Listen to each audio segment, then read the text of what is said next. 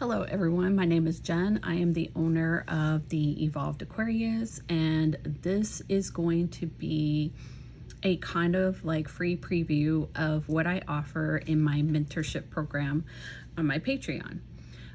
So first I wanted to start off and give a little bit of background about myself. I have been practicing witchcraft off and on for the past a little over 20 years. And my background is heavily centered in Mexican brujeria, or as other people would call it, would be, Mexican hoodoo. It's been passed down from my grandparents and so on, and to my mother, and then to me. I am also, from my mother's side, Kalo Romani Gypsy.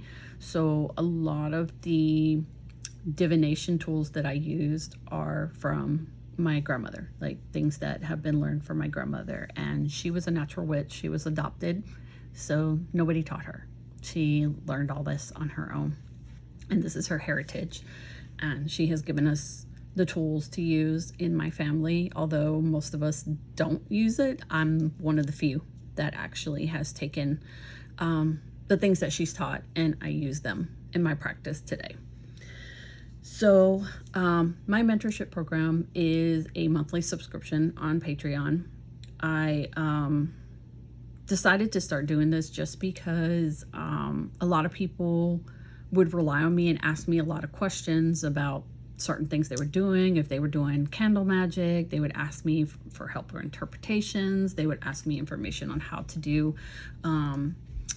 egg cleanses and whatnot. So it was something that just kind of felt more natural to move into.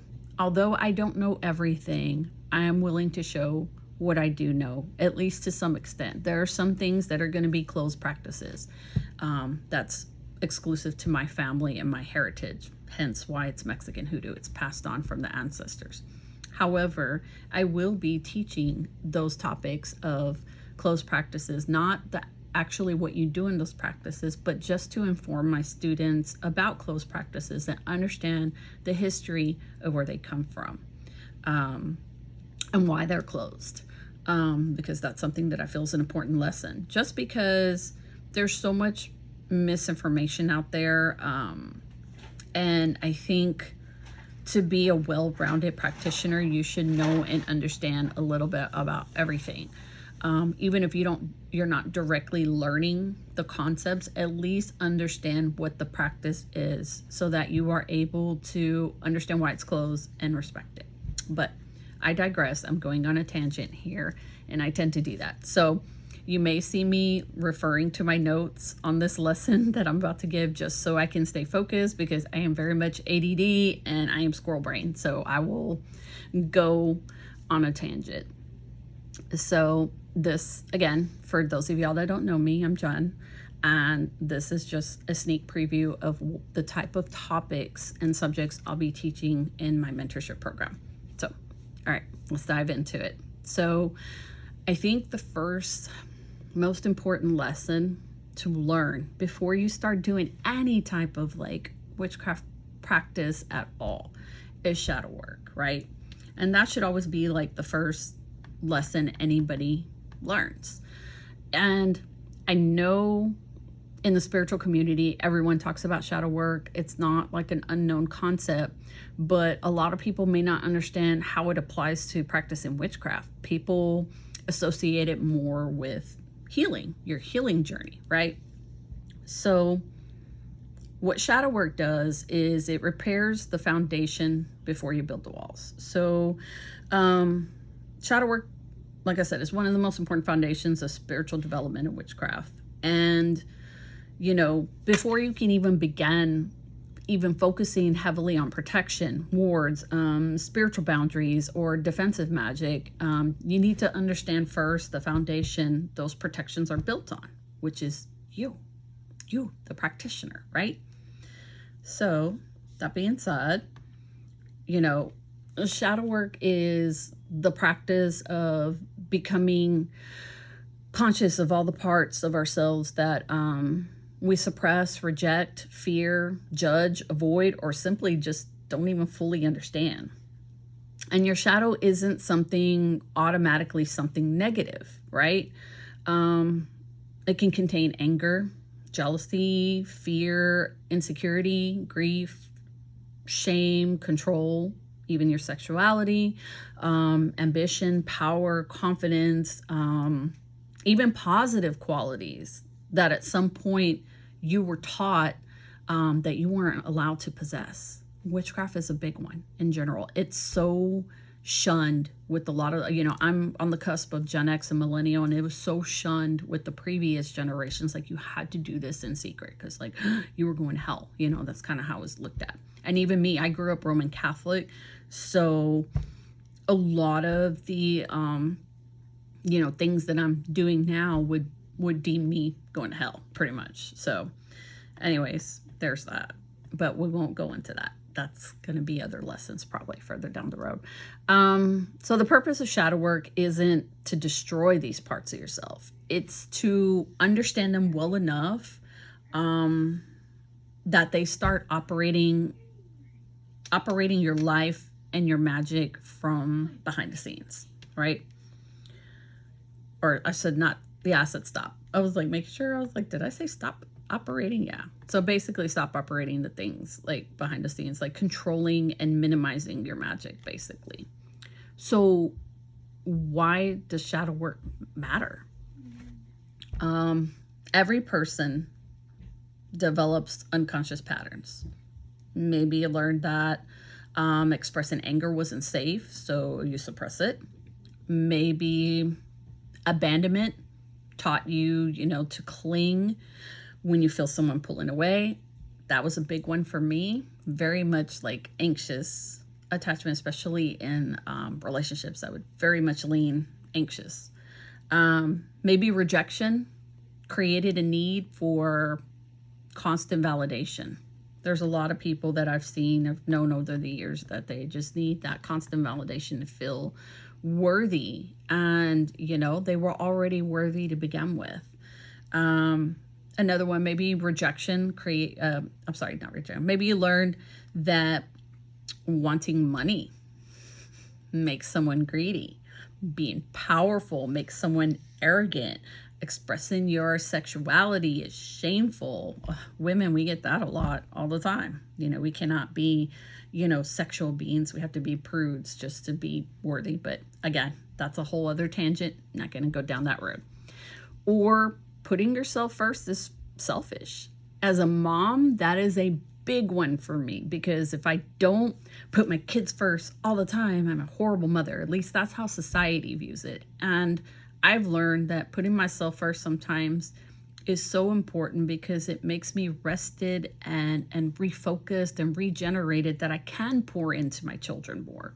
So yeah, a lot of things that society has taught us has not really, it's not really it, but we have to unlearn that. That's part of shadow work.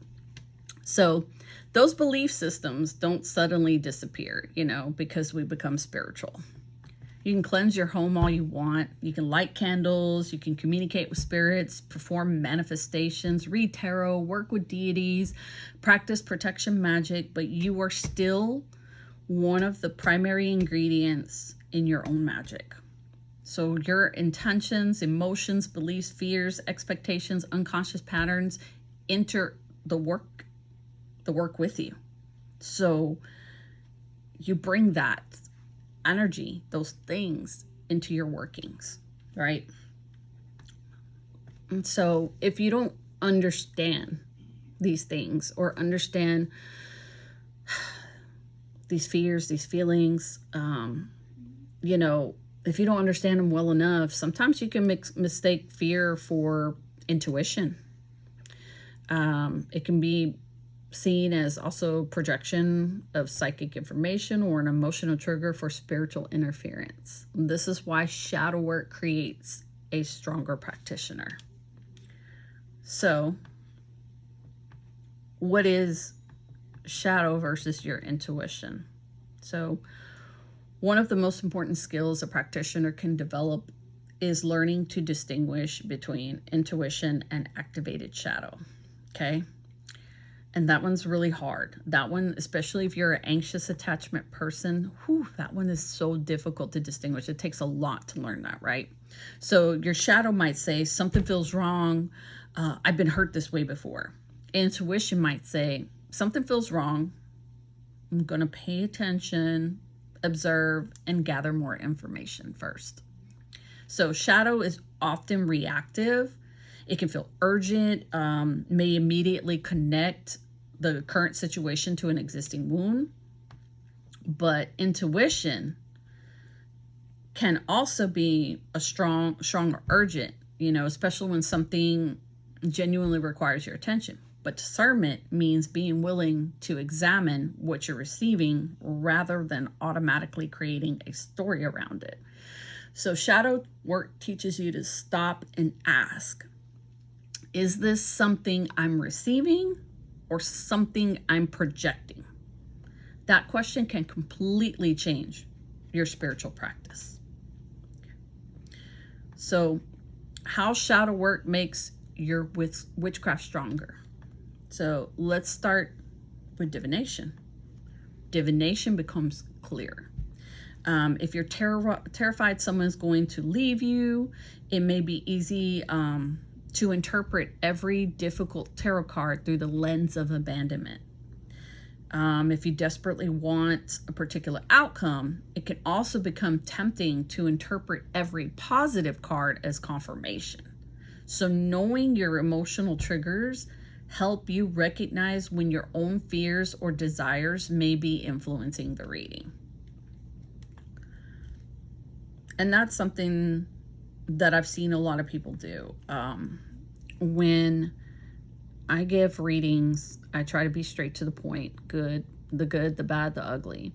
And I just let them know, like, these are the possible options. This is what it could signify, take what takes what resonates and leaves the rest. Like, don't make it fit. If it matches what you've been feeling, then it's right. It feels good. But if it's completely off, or you're not sure, or it makes you start questioning, that wasn't for you. So I think it's real important to be grounded when you're receiving readings just as well as giving them, right? So another thing that happens aside from divination when you do shadow work, your manifestations become more aligned. And this is one that I still struggle with today, guys. So no judgment here, okay? I still struggle with manifestations. My manifestations take a long time to come, especially with money. So right there with you, no judgment. But manifestations become more aligned. So you may consciously ask for abundance while unconsciously believing that money makes people selfish. You may also ask for love while believing that everyone eventually leaves. You may ask for success while secretly believing you aren't worthy of being seen. So shadow work exposes contradictions between what you're consciously asking for and what you're carrying underneath. So again, this is to kind of like free up those blocks. Doing shadow work can free up blockages that you may have, or limiting beliefs, or even scarcity mindset when it comes to your manifestations. So again, very critical to keep working on your shadow work. So then the next thing I would say that shadow work will help with is spell work becomes more intentional. Now we touched on that a little bit earlier. I talked about how like what you bring into the spell, right? Your energy, what fears, right? So same thing. It becomes more intentional. So instead of immediately casting because something triggered you, and I'm guilty of this, again, no judgment, guys, you understand why you're doing the work. You may still decide to perform the spell. The difference is that now the decision is conscious rather than purely reactive. How many times, for those of y'all that are kind of intermediate or advanced, which is how many times in the past, just think about this, how many times in the past when you were a baby witch, did you do a spell out of spite because you were angry at somebody, right? I'm guilty of that. So again, no judgment, but we've all done it. We've all been pissed off and just oh, I'm going to get revenge on that person. And 9 out of 10, it backfires because we didn't sit with it. We didn't have the foundation of shadow work yet to help us be more discerning if that was the right path to go. I'm guilty of it. So, we've all done it at least once or twice. I can guarantee that. Okay. So we'll move on to the next 15:15 on my timer at that time. So spiritual communication develops discernment. So before confidently assigning every thought, emotion, dream, sensation, synchronicity to a deity, ancestor, guide, or spirit, a practitioner needs to understand their own internal voice. I made a video on my TikTok a long time ago. I want to say, over a year ago, maybe longer, about not everything's a sign. Like, yes, I know we see repeating numbers. Like right now, I just saw 1555. I might see like 2 black dogs or whatever. Not everything is always a sign. Sometimes it is, sometimes it isn't. But I think people kind of get a little bit crazy with it, and everything is a sign. Like, oh my God, this piece of dirt that fell right in front of me, this feather over here, that I have to walk to, that I see in the distance, that's a sign. It can get a little crazy. And doing your shadow work helps you discern what is a real sign and what isn't. It keeps things neutral, logical. Because even though we are spiritual beings, we still have to be logical. We still operate in the 3D world. And not everything is a sign from your team. Sometimes things just are. And being able to discern when the signs are signing and when they're not is very, very important. So knowing yourself helps you better evaluate what may be coming from you and what may feel distinct from you. So very critical right there. And then I would say the most important thing that happens when you're actively pursuing shadow work and doing it consciously is that your protections become way more effective. Way more effective. And that's brings us right there to one of the biggest reasons why I believe shadow work needs to come before serious protection and warding is to actually work for you, right? So shadow work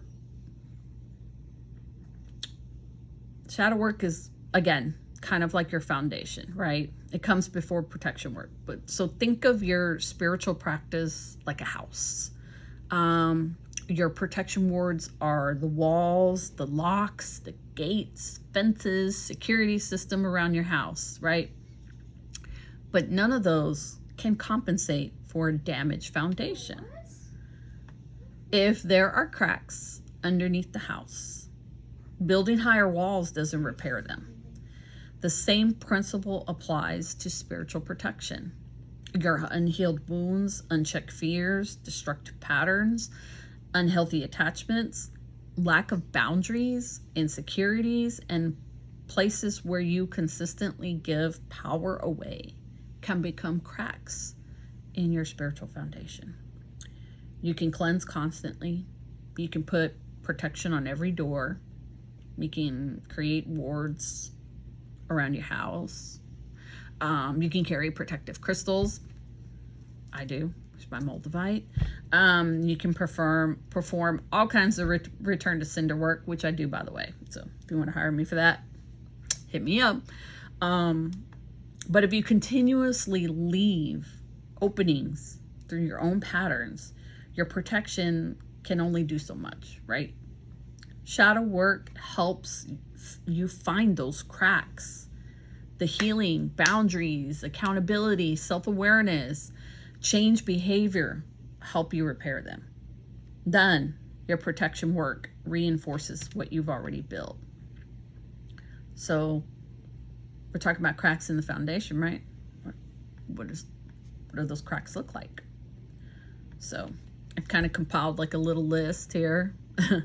So a crack may look like Knowing someone consistently harms you, but continuing to give them unrestricted access to you. Think of maybe some exes. Having little or no emotional or energetic boundaries. People pleasing. Oh my gosh, I did that for many, many years. So I'm always trying to people please. Acting entirely from fear.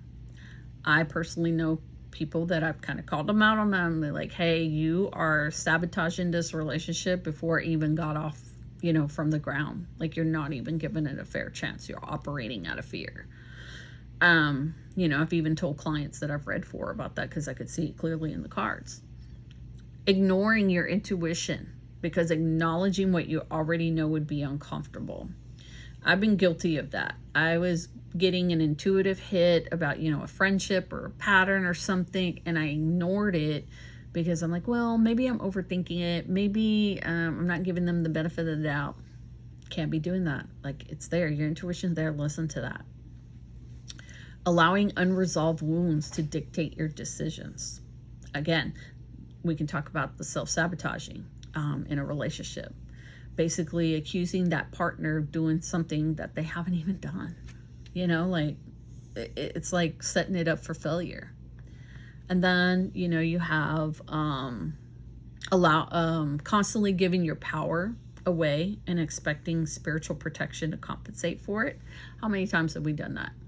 How many times have we done too much people pleasing, but we're thinking like the universe will protect me, and then things still didn't go our way? It's because at some point the universe is going to be like, okay, but you got to learn this. Like, I can't fix everything for you. The universe will help you out as much as they can, but they can't fix everything for you. You have to be proactive and fix it yourself. Refusing to recognize your own role in repeating patterns. Denial. Oof. That's a tough one. That's a tough pill to swallow right there. Because sometimes we're our own problem. We stand in our own way. So definitely that's a big one for a lot of people, including myself. I'm guilty of it too. Becoming dependent on protection magic instead of changing what you already have the power to change. Again, this is something that I follow for myself, and I try to teach other people to follow, which is you can use magic to help you.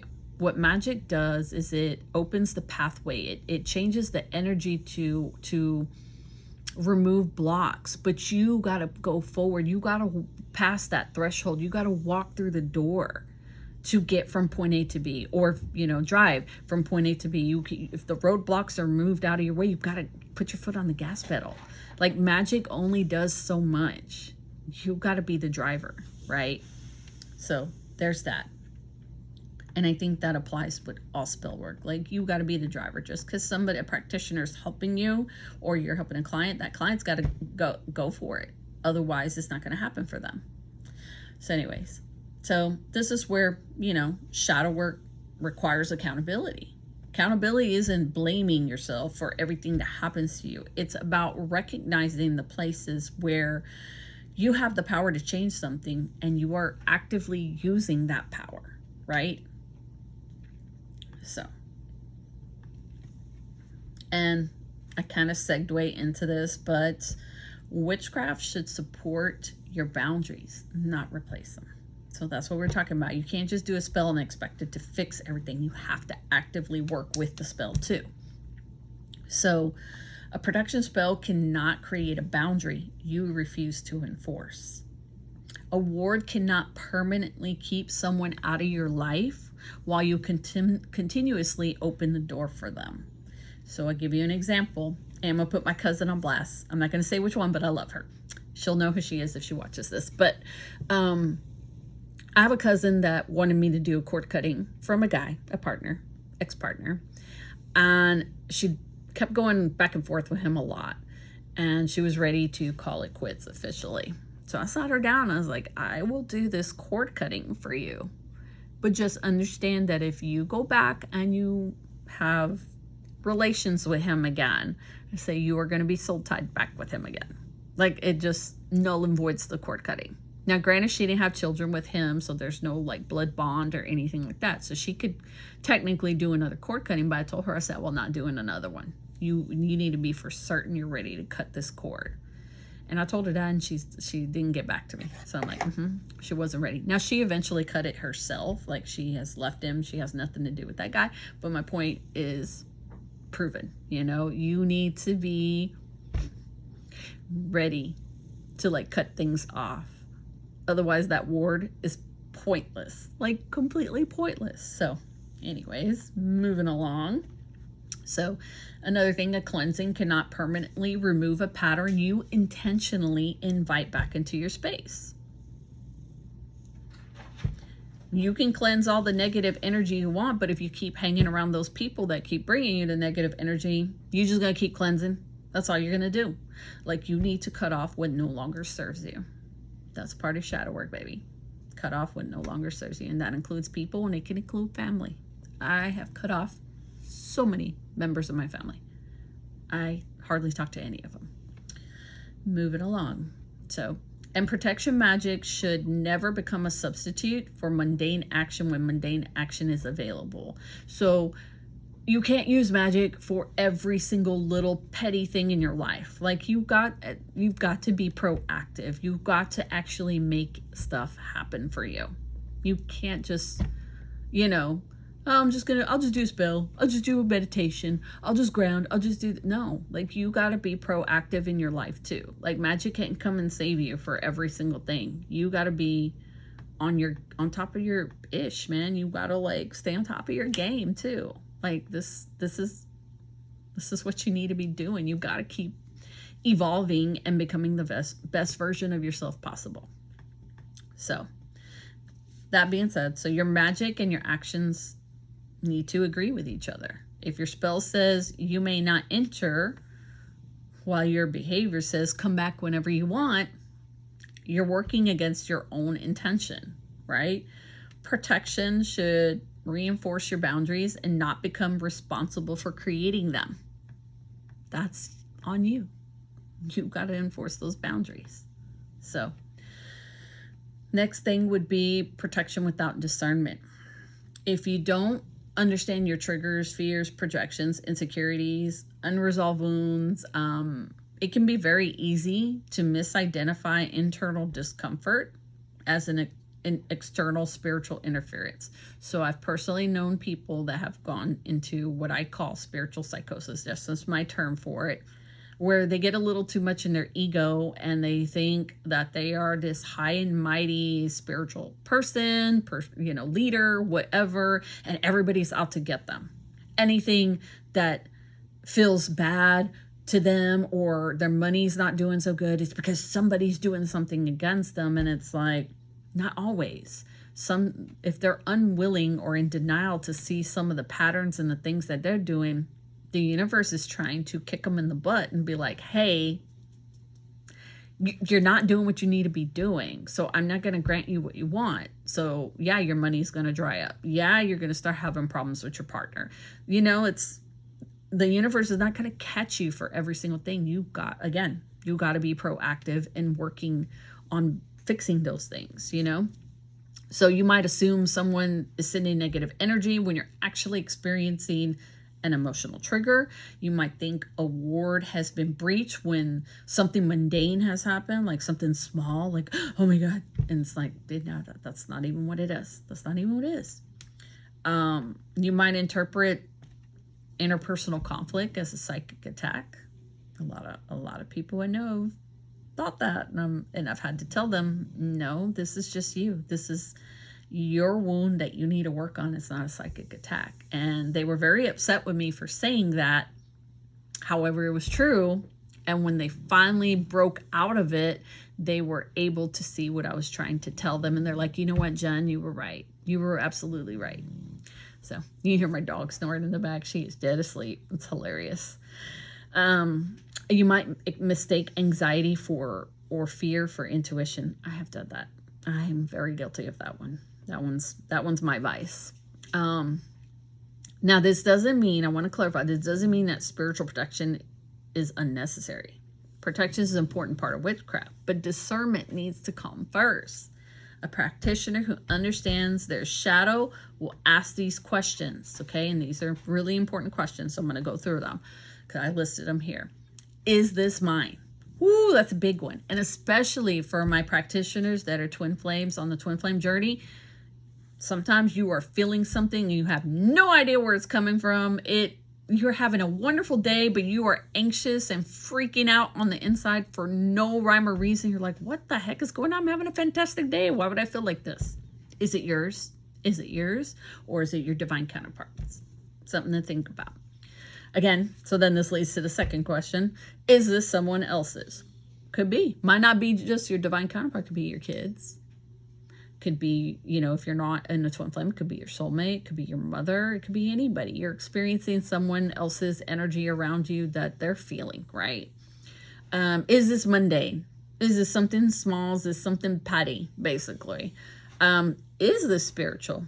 Could be. I'm not saying not everything isn't spiritual. Some things are. Some things are.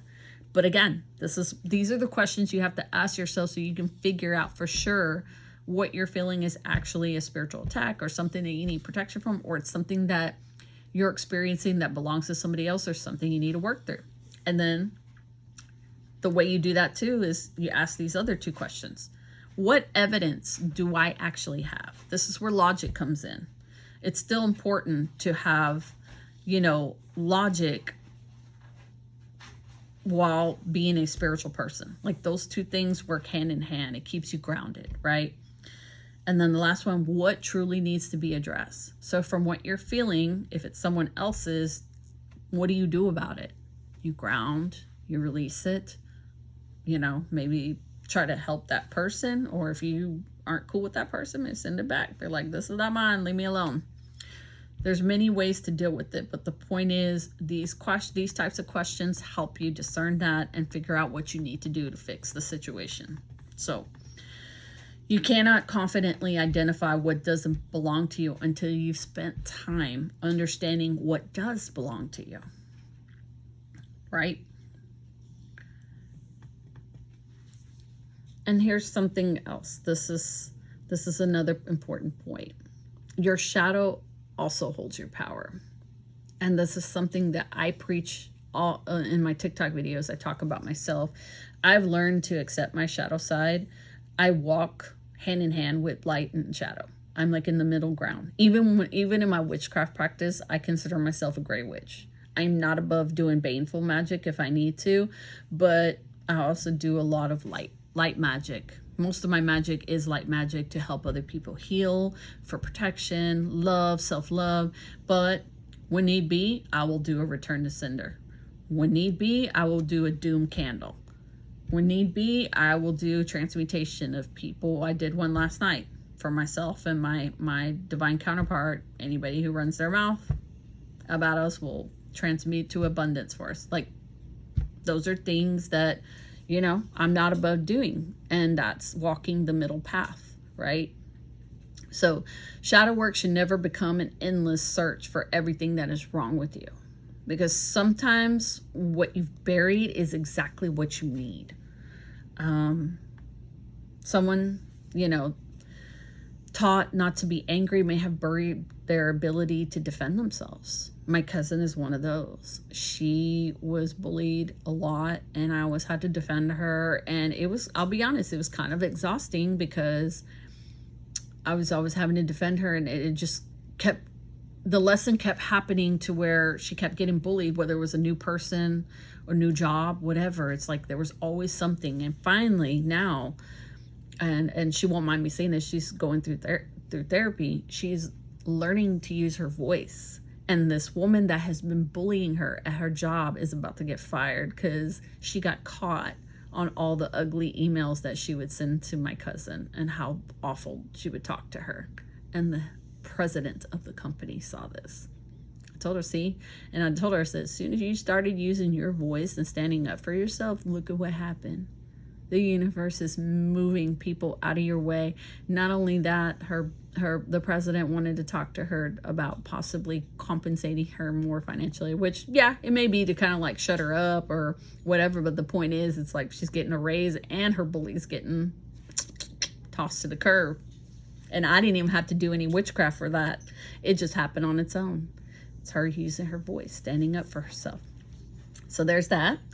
Someone who constantly was called too much may have buried their confidence. I was always taught that as a child, that I was too much. So I would always minimize myself, diminish myself, because I didn't want to stand out too much. And now as an adult, I'm like, I don't care. I'm going to be unique. I am not like any of y'all. I am one of a kind, and I'm going to show it. Someone that maybe that was taught wanting recognition was selfish and may have buried their ambition. There's plenty of people that have given up their dreams because of something like that. Someone may have been taught that sexuality was shameful, and may have disconnected from sensuality and creative energy. A lot of women have, at least in my age group, have been suppressed with that, for sure. Someone who survived by keeping everyone else happy, but may have buried their ability to say no. That was also my cousin as well. She was like that. So shadow integration isn't about becoming softer, nicer, or more high vibration. I know that term gets tossed around a lot. Sometimes integration means reclaiming those parts of yourself you were taught to fear. Sometimes your shadow doesn't contain any weakness. Sometimes it contains your teeth. Remember that. That's one that I've learned too, to show my teeth. So questions to ask before building wards. You know, before you move heavily into protectively warding, ask yourself, what am I afraid of spiritually? Where did that fear come from? Have I personally experienced something that supports this fear, or was I taught to expect it? When I feel spiritually unsafe, what does that sensation actually feel like in my body? What mundane explanations should I rule out first? What emotional triggers could I accidentally interpret as spiritual attack? That's a good one. Where are my boundaries weak? Where am I giving my power away? That one's usually in romantic relationships, quite often. What patterns continue repeating in my life? That's another one. If you're seeing these patterns, my ADD brain studies patterns like crazy. If you see them, change it. Do something different. Do something completely different. If normally I don't know, this is just a dumb example, but if normally you go to McDonald's every morning to get the same coffee every morning on your way to work, go somewhere else. Go to Starbucks, go to Dunkin' Donuts. Just change it up. Do something different. Like, change your patterns. It opens up timelines for you. And that's a whole other topic, but the point is, like, it just frees up so many things for you. Just pay attention to patterns. That's a big one, right? And then lastly, what am I trying to make witchcraft fix that actually requires action from me? So again, not relying on protection magic or just magic in general. Like, what can you do? What can you do right now in the 3D to fix whatever's going on inside you, whatever you feel that you need protection from? So the goal of shadow work is to become self-aware enough that fear doesn't become your spiritual compass. So I've talked a lot about shadow work, why it's important, how it impacts witchcraft, your practice, how to recognize it and be discerning, right? But how do you actually begin, right? How to actually begin shadow work. So recognizing your shadow is only the beginning. Shadow work isn't simply identifying wounds, triggers, fears, unhealthy patterns, or behaviors when sitting with the knowledge that they exist. The next step is learning how to work with what you've uncovered. So there's no single correct method, right? Different methods will work for different people, and you may use several throughout your practice. You might be set on one for a couple of years, and after a while it's like, that one doesn't do it for me anymore. I want to change. I want to do something. I want a new approach. Again, changing kind of the pattern, doing something different.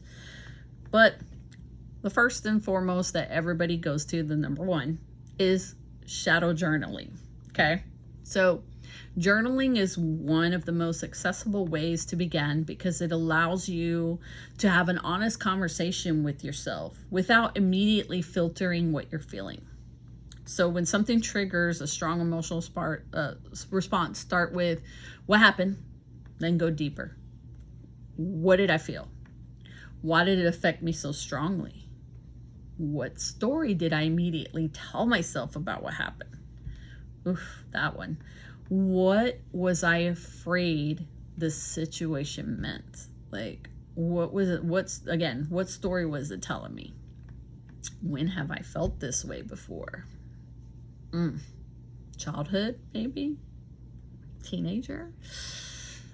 Those are questions to sit with.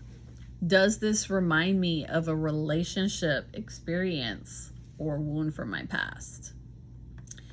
What did I need in that moment that I didn't receive? I feel like that one's also tied to your inner child. And then lastly, what do I need now? So a lot of these start with W, and it's funny because I work in corporate America, and one of the things that we do when we investigate root cause is the 5 whys. And I have used that concept a lot in my spiritual journey. It's very helpful. So that's something else. I won't talk about it here, but it's something else to look up. Might be really helpful to you, but it's similar to that, asking why, what, when, where type things. So the goal isn't to judge your answers. The goal is to follow the thread. Sometimes the thing that made you angry today has very little to do with what happened today, right? Shadow work also asks, where does this thread actually begin? And that's an important concept, because when you learn what it's tied to from your past, you can look back there and work on that wound specifically. A lot of them stem from childhood for most of us, or our teen years. So knowing where it comes from, where it started, is the best place to be, because you can go work on that. And how you work on that's going to be up to you, but definitely a good starting point. Another thing you can do, and this is the number 2 method that a lot of people use, is trigger tracking. Your trigger can become maps, right? So instead of immediately suppressing a strong reaction, become curious about it. Keep track of situations that create unusually strong emotional responses. Record it. What happened? Who was involved? What emotion appeared first? What did I immediately want to do? Did I want to throw hands? Was I afraid? What was I afraid would happen? That's another one. We could be operating in fear. We'd be like, it's kind of like the self-defense thing. Well, I thought you were going to come at me, so I came at you first, kind of thing. What did this situation remind me of? So over time, patterns begin appearing. Maybe rejection constantly activates you. Maybe being ignored does. Being ignored does for me big time. Maybe losing control does. Maybe criticism. Maybe feeling unappreciated. Oh my God, that's a big one for me. Huge for me. Once you recognize the pattern, you can begin working with the underlying wound instead of treating every individual situation like an entirely new problem. So there's that. So the third, I guess, now I lost my train of thought. I guess the third way to help work through shadow work, a method, would be meditation and sitting with the emotion. A lot of people don't like meditation. They feel like you got to sit there for like 30 minutes to an hour to really tap in. But honestly, if you can meditate 5 minutes a day, for like a couple weeks, and then maybe a couple weeks later build it up to 10 minutes, you will see that eventually meditation is going to come so much more easier. But start off small. Don't try to overwhelm yourself. That's always my tip on that one. So meditation and sitting with emotion. So not every piece of shadow work needs to become an intellectual exercise, right? Sometimes you just need to allow yourself to feel something without immediately trying to fix it. So when an emotion comes up, sit quiet and notice where you feel it in your body. Ask, what am I feeling? Where am I feeling it? What does this emotion want me to do? What is this emotion trying to protect? And you don't have to force the answer. Sometimes the work is simply learning that you can experience anger, grief, jealousy, fear, shame, sadness, without allowing that emotion to control what you do next. And then this one right here. This is gonna be the toughest one, but inner child work. This one I feel is the most important, especially if you are a twin flame, you identify as being on the twin flame journey. Without this, like, zero hope of union. And I try not to push union, but zero hope if you don't work on your inner child. That's my thing, and I'm sticking to it. It's so critical to heal your inner child. So inner child work. Some shadows were created when we were young. One powerful question is, how old do I feel right now? So when you're kind of going through it, that's a really good question to ask. How old do I feel right now? Might feel 5, might feel 8, 10, 11. What does it feel like, guys? So if a current situation suddenly makes you feel powerless, abandoned, unwanted, unsafe, or desperate for approval, an earlier experience may be connected to it. You can journal to yourself, your younger self actually, and meditate on that version of yourself and simply ask, what did I need that I didn't receive?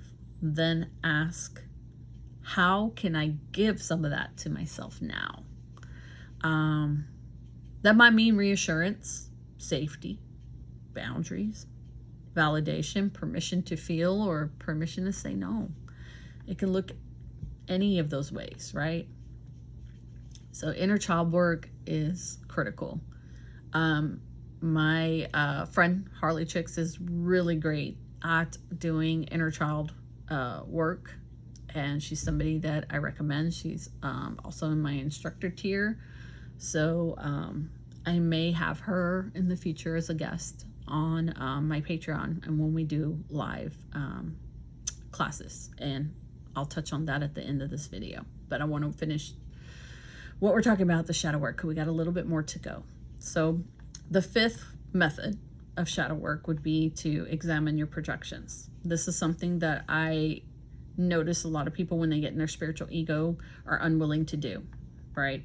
Because they are in their ego. They think that they are extremely evolved and highly ascended, and they don't need to work on any of this. So one of the more uncomfortable but powerful forms of shadow work is examining the traits in other people that create unusually strong reactions in you.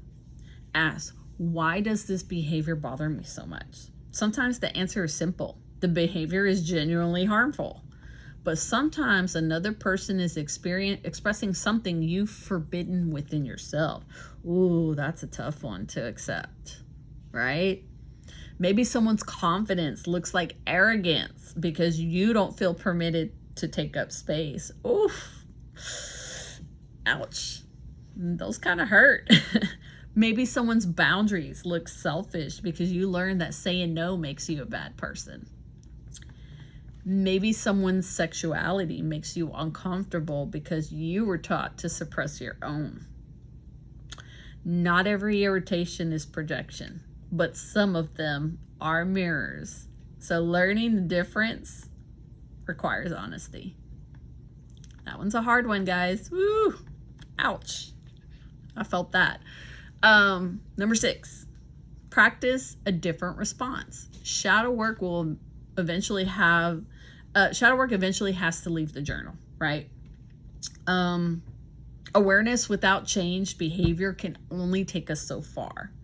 If you've discovered that people pleasing is one of your patterns, practice saying no. If you avoid conflict because you're afraid of abandonment, practice expressing a need respectfully. That was a big one for me. I'm learning that in my relationship right now. If you constantly seek validation, practice making some decisions without asking everyone else what you're doing, whether you're doing the right thing or not. Okay, be confident, like know your ish, like know what you're doing and go for it, dude. Like don't be afraid and stand on business. When you make that decision, you're making it from an educated place and you're like confident and just, stand on business. I made that decision based on the information that was given me at that time, and I felt that was the right decision. Stick to it, right? If you abandon yourself to keep relationships, practice choosing yourself in small situations. Healing isn't only understanding why you behave a certain way, it's creating a different response when the pattern reappears again. So there's that. Method 7, use your spiritual practice for reflection. So your witchcraft can support your shadow work, guys. Tarot and oracle cards can be especially useful when they're used for self-reflection rather than simply prediction. I love those type of readings. So I offer twin flame readings and a reading specific for divine masculines because I know they don't get a lot of help. And when I do those readings, I like to focus heavily on what shadow work do they need to be doing to ascend to the next level. Like I focus more on their 5D ascension path. And now if they want obviously information on their twin flame, that's fine. I will gladly incorporate that, but I try to make sure that my oracle decks that I use are heavily 5D focused so that they can know what they need to be working on next. Are they on the right track, or do they need to, transition and do something different? I love those type of readings. Those are my favorite type of readings, by the way. So that is for my people in the mentorship program and other people in my other Patreon subscriptions. I love those readings, guys. So if you enjoy those, we can totally do those more often. So there you go. Anyways, so ask, what am I refusing to see? What pattern am I repeating? What is the situation teaching me about myself? Where am I giving away my power? What part of myself needs attention right now? So you can incorporate those things in, those kind of thought processes or the things that you learn on that you need to work on for your ascension path. You can incorporate that into meditation, grounding, healing work, candle work for clarity or courage. A lot of the people in my Patreon subscriptions usually ask me to do like protection and healing candles for them as part of their membership. So that's those are like the main spells that I do for most people, is healing and protection. Cleansing rituals, to symbolically mark releasing an old pattern, prayer, ancestor work, or other spiritual practices meaningful to you. Those can be very helpful in incorporating your shadow work in your witchcraft practice. So, but just remember that your spiritual practice should support the process, not become a way of avoiding the process, right? And you can't bypass your healing work. The universe knows. They will not play with you. They know when you're being fake and when you're being real. So you can't spiritually bypass stuff. We all know that, even though we try to be sneaky and do it on occasion. So the ritual will mark your intention. Your behavior carries it forward. And that's how that works. So number 8, of course my dog would bark there. Hush. Sorry guys. So number 8 is talk to someone. Shadow work doesn't have to happen alone. Sometimes another person can recognize patterns we cannot see while we're standing inside them. That might mean speaking with a trusted friend, a mentor, spiritual teacher, counselor, or therapist. Some wounds are also bigger than a journal prompt. So if your shadow work begins uncovering significant trauma, overwhelming emotions, or experiences you don't feel equipped to process alone, seeking appropriate professional support is also another form of self-awareness. There's nothing wrong with seeking a therapist, and I'm about to sneeze, so that's going to be confirmation. Hold on. Okay. I've done both. You know, I've had spiritual mentors, and I've also had an actual like therapist in 3D. All of it works, guys. Whatever you need to do to get there and release those traumas, you do what you got to do. And then 9, give yourself time. Shadow work isn't something you complete. There probably isn't going to be a magical Tuesday when you wake up and announce, you know, hey, I've healed everything. I'm 100% healed. Doesn't work that way, right? Life will continue to reveal pieces of you. Relationships will reveal them. Parenthood may reveal them. Love will reveal them. Loss will reveal them.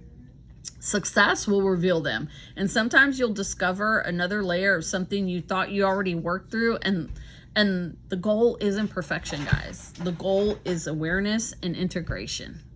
So, food for thought. Hey. Enough. She's probably confirming to us right there. It's my dog, Lucy. Hey. So, the shadow work cycle, you know. So when something comes up, remember, notice, pause, explore, find the root, understand the need, and choose a different response, and then integrate. Integrate's the last step. Then repeat. Over time, the space between being triggered and reacting becomes much larger. And I've noticed that. I noticed that I can catch triggers a lot faster than I used to in the past and can mitigate them so much quickly. So your ability to recognize projection becomes stronger. Your boundaries become clearer. Your intuition becomes easier to distinguish from fear. Your magic becomes so much more intentional, and your spiritual foundation becomes stronger. And that's what we want, right? So then, you know, from there, you build your wards. You know, shadow is part of your protection practice. You know, every boundary you learn to enforce repairs the foundation. Eventually, unhealthy patterns you stop repeating repairs the foundation. Every place where you reclaim your power repairs the foundation. Every time you recognize fear before automatically calling it intuition, you repair the foundation. Every time you choose conscious action instead of automatic reaction, you repair the foundation. So, you know, just remember, I'm just getting distracted here, sorry. Just remember, know your shadow work before you build your walls. Find the cracks, understand how they got there, repair what you can, strengthen the foundation, then build your wards. Protection. Stop. Protection without discernment can become fear. Protection built upon self-awareness becomes sovereignty. And I think that's a really key point. And we want to be sovereign. In order to be on the right path of ascension, we need to become sovereign. So with that, that is lesson 1 on shadow work. I am going to post this here in a little bit on Patreon as soon as I can. I would like all my people in the mentorship program, as well as the other tiers that I'm going to open this up to. This is going to be a free lesson for all the other tier members, and especially my instructor tier. I would like you guys to chime in if you can on the chat. Let's get a discussion going. And this is kind of a preview of how I may structure the mentorship. I wanted to do live classes, but I understand that everybody's schedule is so crazy, including myself, and I can't really commit to just one day a week, like the same day. It may have to change. So I'm going to come up with, maybe a primary day to post and then a secondary day to post. I do want to eventually do some live classes because I do have people who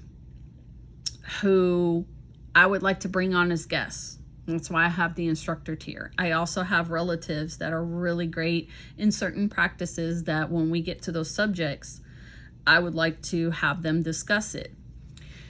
The other thing is that I would like to also have the flexibility to derail from the structure. And what I mean by that is I have a set plan of lessons that I want to follow. However, if there is enough discussion in the chat and more questions come up related to the class that I have posted that I feel are worthy of having their own class hour, I will adjust the lesson plan, order.